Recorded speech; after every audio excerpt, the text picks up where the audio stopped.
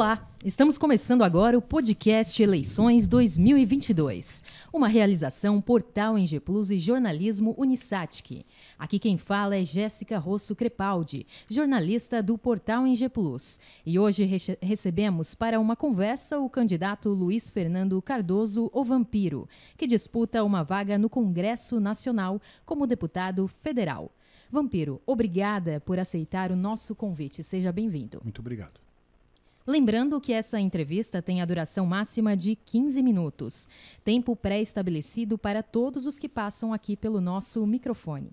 Eu estou ligando nesse momento o nosso cronômetro e a partir de agora eu já faço a primeira pergunta ao candidato. Vampiro, você já foi deputado estadual e atuou em outros cargos políticos, como secretário de Infraestrutura da Educação de Santa Catarina e agora quer ser deputado federal. Por quê?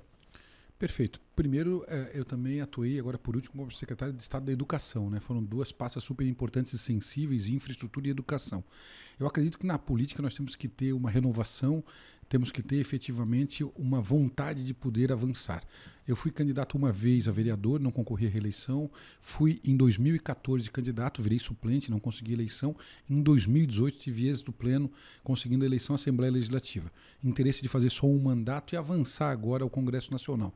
Nós tivemos experiências expressivas aqui na cidade e na região, como a implantação da via rápida, finalização. Em 10 anos ficaram 48% somente pronta. Nós, em um ano, fizemos 52 das medições.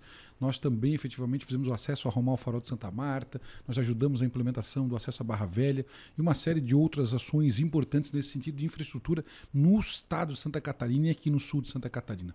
Da mesma forma, a nossa passagem agora como secretário de Estado da Educação, né, nós tivemos uma passagem muito importante de valorização dos profissionais da educação, melhoria na infraestrutura escolar das 1.058 escolas de Santa Catarina, conseguimos a reforma de mais 900, a ampliação do SEDUP é um caso importante disso, são 19 milhões numa ampliação importante e reforma geral do colégio. Poderia citar tantas outras ações importantes nessa área, né, como valorização, melhorias da infraestrutura, equipamentos tecnológicos, cada profissional de educação recebeu um notebook. Poderia falar também das bolsas do auxílio estudante, do novo ensino médio, mas vou me ater a seguinte entendimento. Como deputado estadual, você representa uma região.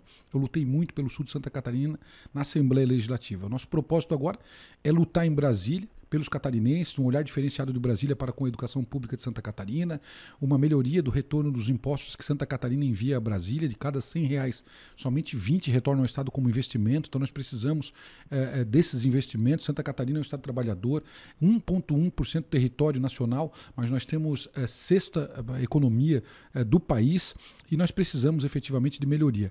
Eu também tenho uma formação jurídica e a reformulação de alguns quesitos importantes como o Código Criminal, né? Nós acho inconcebível um cidadão ou um delinquente matar a esposa, enforcar a filha, se evadir do local, não pega em flagrante, depois, em ato contínuo, aparece na frente do advogado, diz que tomou um chá, não se lembra de nada e tem, obviamente, o pagamento de uma fiança e responde o processo em liberdade. Nós precisamos reformular todo esse sistema nacional e tantos outros que precisamos nesse sentido e por isso que eu coloco meu nome à disposição de Criciúma, da região carbonífera, do sul de Santa Catarina, para representá-los em Brasília.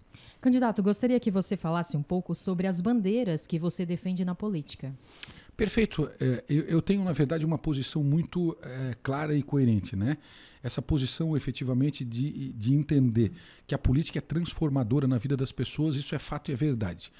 Quando você consegue um recurso, mesmo não sendo executor, gestor, de uma emenda impositiva por uma localidade, cito um exemplo, uma emenda de R$2 milhões para uma construção de uma PAI.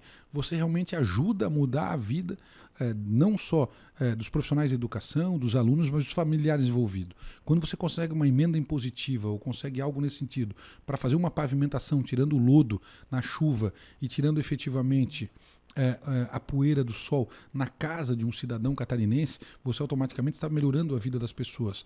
Quando você consegue recursos para a construção de uma escola, a ampliação no posto de saúde, a construção de um hospital da mesma forma, a política tem que ser feita para isso, não tem outro objetivo. E obviamente que fazendo isso, você automaticamente vai construindo e criando relacionamentos que possam efetivamente impactar na sua morada, na sua região, no seu estado. Esse é o propósito da política, fazer bem as pessoas, independentemente a quem. Nós não podemos governar para partidos nem para bandeiras ideológicas. Nós devemos governar para as pessoas. Como podemos ver o seu trabalho refletido no sul de Santa Catarina? Olha, eu tenho, na verdade, um legado muito interessante de trabalhos, né? Eu acabei de falar de alguns importantes que eu cito, né? Na verdade, não só a conclusão da Via Rápida, agora mais 9 milhões de toda a iluminação da Via Rápida. Poderia falar desse processo, muito empenho nosso junto com o prefeito Jário do Balneário Rincão, da continuidade da terceira etapa de 10 milhões de reais da beira-mar do Balneário Rincão, que é muito visitada. Poderia falar do anel de contorno viário, da última etapa entre a Vila Zulema e o Rio Maina, de 158 milhões de reais, a conclusão e revitalização da Jorge Lacerda. Poderia falar de mais 4 milhões e 200 para os espaços makers em Criciúma nas escolas municipais. Poderia falar do investimento que nós estamos fazendo nas AMAs, que é super importante, 1 milhão e 700 para tratar também os autistas nesse sentido, e poderia falar de tantas outras obras e ações importantes. Primeira vez, quanto secretário de Estado da Educação, nós pudemos aplicar recursos do Estado nos municípios. É uma creche na Vila São Jorge em Siderópolis, é uma creche no bairro Vila Nova em Sara, é uma reforma de uma creche no bairro Líria, a implantação de uma creche no Caravaggio, distritos industriais que são obviamente muito geradores de emprego, onde os pais, ou seja, tem que trabalhar, o pai e a mãe.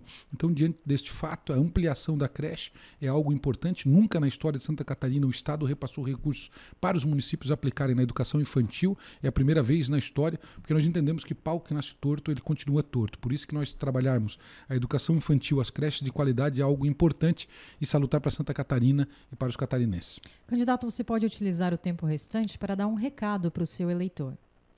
Perfeito. É um momento importante, né, para nós aqui no sul de Santa Catarina, para Santa Catarina no país. Independentemente do seu voto, nós teremos eleito um presidente, um governador, um senador, 16 deputados federais e 40 deputados estaduais em 2 de outubro de 2022. Por isso que é importante uma reflexão, uma análise do candidato, uma análise daquilo que ele tem prestado ao longo da sua vida pública e privada.